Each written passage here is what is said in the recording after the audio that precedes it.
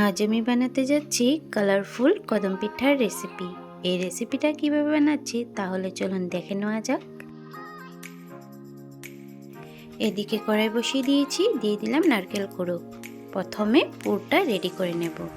এর মধ্যে দিয়ে দিলাম আমুল তাজা, তারপর দিয়ে দিলাম গুড়। গুড়টা দিয়ে ভালো করে নাড়িয়ে নেব।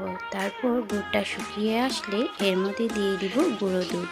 গুঁড়ো দুধটা দিয়ে ভালো করে নাড়িয়ে চাড়িয়ে মিশিয়ে নেব। এবার পুর রেডি হয়ে গেছে। ঠান্ডা করে নিয়ে গোল করে নেব।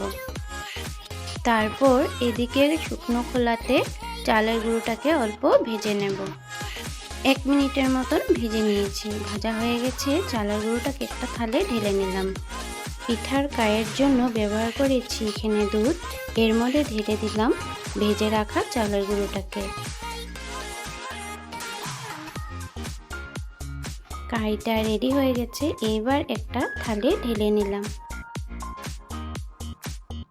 কাইটা একটু ঠান্ডা হয়ে এসেছে। এর মধ্যে অল্প অল্প জল দিয়ে একটা ডো বানিয়ে নেব।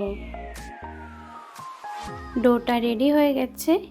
এবার এর থেকে ছোট ছোট করে লিচি বের করে নেব।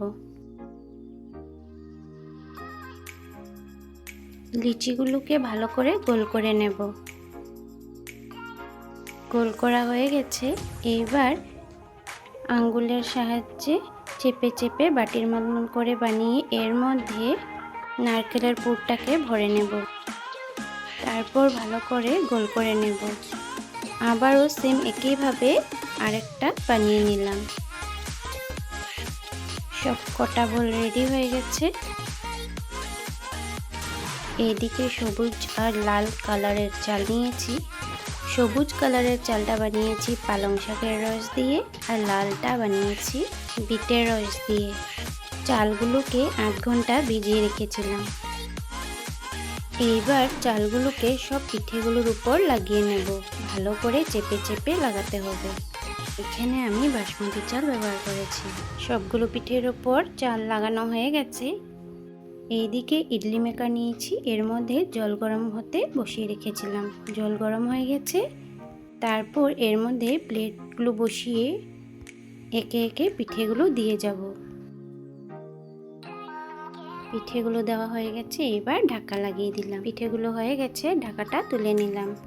আজকে আমার কালারফুল কদম পিঠার রেসিপি রেডি। এই রেসিপিটা দেখে আপনাদের কেমন লেগেছে কমেন্টে জানাবেন, আর ভালো লাগলে একটা লাইক অবশ্যই করবেন।